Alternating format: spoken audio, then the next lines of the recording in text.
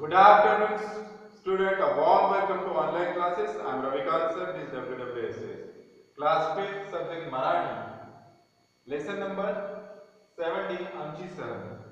पुनश्च मी तुमचं मराठी ऑनलाइन वर्गामध्ये स्वागत करतो. आपण पाठ क्रमांक 17 याबद्दल वर्कबुक मधला स्वाध्याय क्रमांक 1 बघितला होता आणि 2 सुद्धा बघितला होता. ठीक आहे. तर आपण स्वाध्याय क्रमांक 1 आणि 2 बघितलं होतं. ते तुम्हाला टेक्स्टबुक मध्ये आणि नोटबुक मध्ये सुद्धा लिहायचं होतं. तुम्ही छान प्रकारे ते दोन्ही याच्यामध्ये लिहिलेलं आहे. ठीक आहे. असंच तुमचा प्रतिसाद नेहमी ठेवत जा आणि रायटिंगचं दिलेलं होमवर्क कंप्लीट करायचा. तर आपण स्वाध्याय क्रमांक 2 मध्ये जो प्रश्न क्रमांक 3 मी तुम्हाला सांगितलं होतं ओरली, पण पुन्हा एकदा तुम्हाला रिपीट करतोय. त्याच्यामध्ये काय होतं, स्वाध्याय नंबर 2 मध्ये प्रश्न क्रमांक 3 ढगांचा गडगडाट. इथे काय दिलंय तुम्हाला, एक पक्ष्यांचा किलकिलाट असं एक उदाहरण दिलंय. त्याच प्रकारे आपल्याला त्या आवाजात म्हणजे नेमकं काय, आपण त्या आवाजाला काय म्हणतो, जसं पक्ष्यांचा आपण काय म्हणतो किलकिलाट, तर इथे ढगांचा काय गडगडाट, चिमण्यांचा चिवचिवाट, पानांचा सडसडाट आणि पंखांचा फडफडाट. अशा प्रकारे तुम्हाला या निर्मित जे ध्वनी असतात ते असे लिहायचे. तर ढगांचा काय असतो गडगडाट, चिमण्यांचा काय असतो चिवचिवाट, पानांचा काय असतो सडसडाट आणि पंखांचा काय असतो फडफडाट. तर ही शब्दे तुम्हाला इथे लिहायची आहे प्रश्न क्रमांक 3 मध्ये. ठीक आहे. स्वाध्याय 2 मध्ये प्रश्न क्रमांक 3 आणि नोटबुक मध्ये सुद्धा लिहायचं आहे. त्याच्यानंतर तुम्हाला तोंडी परीक्षा असं दिलंय. याच्यामध्ये काय दिलंय, ऊन सावली शिवना पाणी यासारखे तुम्ही कोणकोणते खेळ खेळता याची माहिती, म्हणजे हा प्रश्न तुमच्यासाठी आहे. ऊन सावली शिवना पाणी यासारखे तुम्ही कोणकोणते खेळ खेळता, म्हणजे तुम्ही जे खेळ खेळता आपल्या मित्रांसोबत. ठीक आहे. इथे दिलेले जे खेळ दिले आहेत तशाच प्रकारे तुम्ही कुठले खेळ खेळतात त्यांच्याबद्दल तुम्हाला माहिती सांगायची पण आहे आणि लिहायची सुद्धा, म्हणजे तुम्ही लिहायची सुद्धा आणि जेव्हा आम्ही प्रश्न विचारू तेव्हा सांगायचं सुद्धा. त्यानंतर तुम्ही नंबर 2 तुम्ही सहलीसाठी गेलेल्या ठिकाणांचे वर्णन वर्गात सांगा. म्हणजे तुम्ही या अगोदर कुठे सहलीला गेले असतात वर्गातील या अगोदर, तर त्याचं तुम्हाला वर्णन कुठे गेलो होतो, काय कसं होतं ते सगळं बनलेलं आहे. त्याच्यानंतर आकारित मूल्य आहेत, त्यांना फॉर्मॅटिव्ह इव्हॅल्युएशन, त्याच्यामध्ये तुम्हाला कृती करायची आहे, प्रात्यक्षिक प्रॅक्टिकल करायचं आहे. तर कैरी आंबा यापासून कोणकोणते पदार्थ बनवतात, म्हणजे तुम्हाला प्रॅक्टिकल आहे. ठीक आहे. कृती करायची आहे.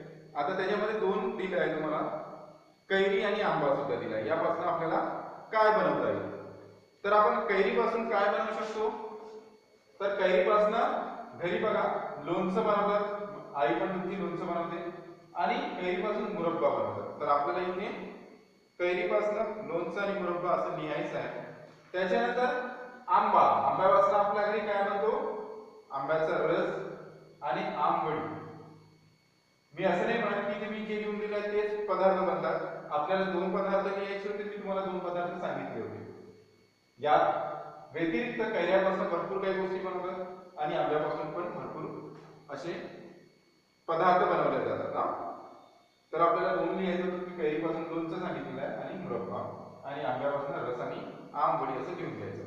त्याच्यानंतर प्रश्न 2 आहे, आकारित मूल्य मापन मध्ये वाचा आणि लिहा. इथे जे लिहिलं आहे ते वाचायचं आहे आणि लिहायचं आहे. जशाचा तसं.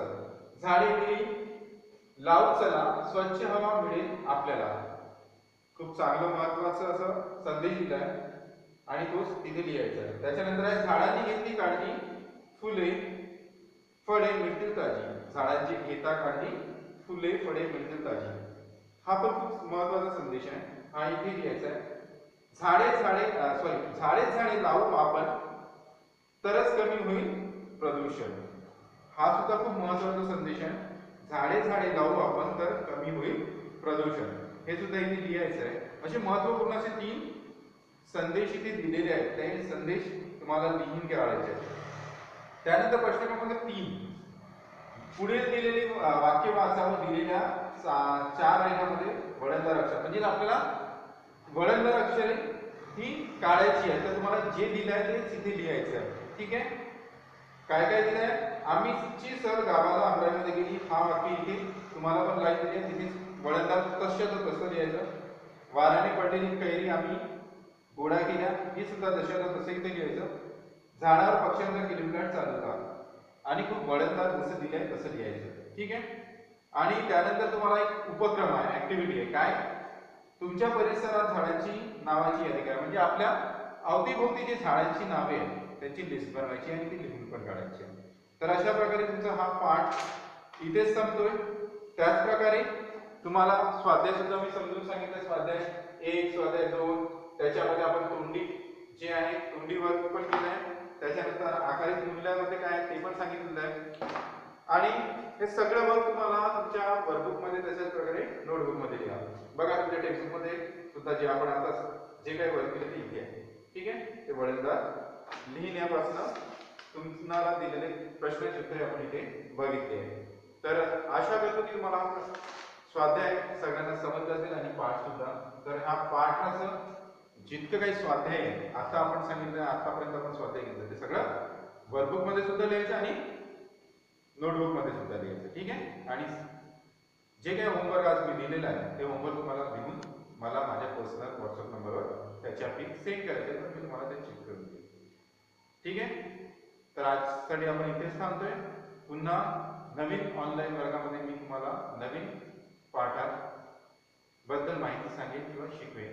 तर आज आपण इथेच थांबतो. धन्यवाद.